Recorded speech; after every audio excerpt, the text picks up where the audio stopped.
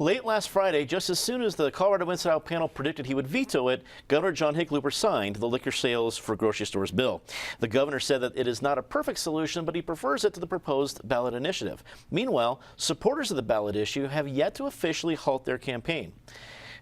David, do you think Governor Hickenlooper took his cue directly after maybe watching our live feed every Friday at 12:15 and said, well, if they think they're going to go that way, he finally made his decision? Maybe it was a 50-50 thing, and he said, well, at least if I can taunt CIO, that's the tiebreaker. That's verbal too. Exactly. He said that the large majority of independent liquor store owners he talked to were in favor of that. Now, since he's in that business, previously, my guess would be he actually was well informed about what they thought. And based on that, I think it makes sense, because as opposed to the ballot initiative, which would just wipe out these stores very quickly, the thing he signed is more gradual. It's actually phased in over 20 years. And it says when the grocery stores, the large out-of-state corporations, want to get a liquor license for their grocery store, they have to buy a liquor license, buy out an existing store. So that'll at least help the independent stores with transitions. You know, there's some people who say that, oh, well, you know, with free markets, you should just let all the independent stores get wiped out.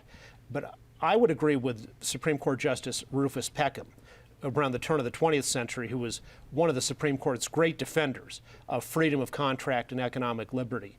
And he said in an antitrust case that there's a big difference between a guy who is his own boss, running his own small business and having that independence versus a system where that guy just gets taken over by some giant corporation and becomes a cog in the machine. You know, it's the same reason why American values are better fostered by people being able to responsibly own their own homes rather than just be permanently renting an apartment from somebody else. So I think Governor Hickenlooper probably did the right thing under the circumstances. Penn, I think the governor would hope that the ballot issue would go away, but so far we haven't seen any sign that it will. Do you think it will ultimately go away? Well, first, I think the governor heard from secret sources that we had all opined that he would veto the bill and then decided he would sign it just to make a point. And so his point is well made. You know, I'm hearing things differently. What I'm hearing is that the governor signing the bill was the culmination of a deal that's been cut with the grocery stores, where they're going to basically abandon their ballot access issue and let this bill be the final word. Now, having said that, that's what I heard. It's interesting that I've seen some news reports that indicate to the contrary, that there are some folks out there still considering a push to the ballot, and that would be an interesting play, because I think the way this works is if they do go forward and something stays on the ballot and gets approved, to the extent it's inconsistent with the law the governor signed, the referred measure that was voted on by the people would prevail and control what the law of the state would be, which would accelerate liquor stores being able to sell full-strength beer and wine and other spirits. So we'll see what happens. It's going to be interesting to watch. One thing that no one brought out in the debate that I was always curious about is what's the issue, or why is Colorado so different from other states where grocery stores sell the full array of full-strength beer, wine, and other liquor, but there are also still independent liquor stores in those communities? I've never understood why Colorado is so unique that would not work here. Ed, we go to you as an expert on a lot of these issues. A, you're a guy at the Capitol. B, you have written now multiple books on the beer business. So I'm just going to give you the floor. What do you think of the signing and where we're going from here? Well, let me take up a couple of things that Penn said. First of all, why is Colorado law so different?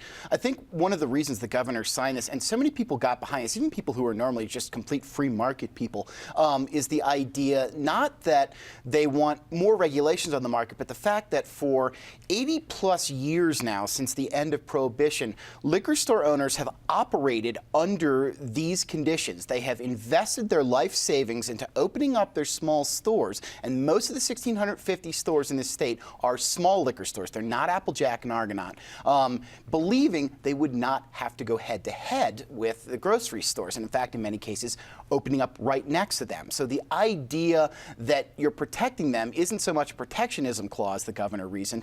It's the fact that we're just telling them, we promised you this is the environment you'd operate under. We're gonna gradually phase it out, but we're not gonna knock you all out of business in one fell swoop as if the ballot initiative passed. Now, I'm hearing different things on the ballot initiative, and if they go forward with this, I understand what it would do is it would remove these caps on how many grocery store licenses you could see out there. But I'm told that the 1,500-foot clause in the bill, that's you have to buy out the licenses of everyone within 1,500 feet of you, stays in law because the ballot initiative, when filed, did not contemplate that, and that is now a part of law that it would have to deal with. In fact, Pat Stedman, the Denver Democrat and lawyer who wrote this compromise bill, was very sure that that one's going to hold up. So much so, Your Choice Colorado, the campaign for Safeway and King Soopers to get the full array of licenses, continues to mention the threat of legal action, though nobody from their side or any other side can quite say what the legal action would be that the legislature actually legislated. In fact, this is about the only thing that the legislature legislated this year. But I think in the end, the governor went through a process, and he really talked like he was going to veto this a couple of weeks ago, went through the process of hearing people, understanding this is a negotiated surrender on the part of the liquor stores, saying this is not what we want, but it's better than the alternative, and agreeing to that. Patty, wrap it up for us. Well, and I think ultimately they saw, if not this year at the ballot box, some year it was going to pass, because people do just like the convenience, and they're not going to go back and read what happened after Prohibition. I would like to have a moment of silence, however, at this table. No matter what happens, I think we are about to see the end of 3-2 beer, which was before the repeal of Prohibition in December of 1933. People were allowed to sell 3-2 beer in Colorado, and on the day in April when that was allowed, I think they sold 500,000 bottles of beer to thirsty people. But now we will not, either way, if the ballot measure goes through, and I think it probably won't at this point. I love that 1,500 feet thing, which I hadn't heard. Or if we go with Stedman's thing, we will see the end of 3-2 beer by the time that is all initiated.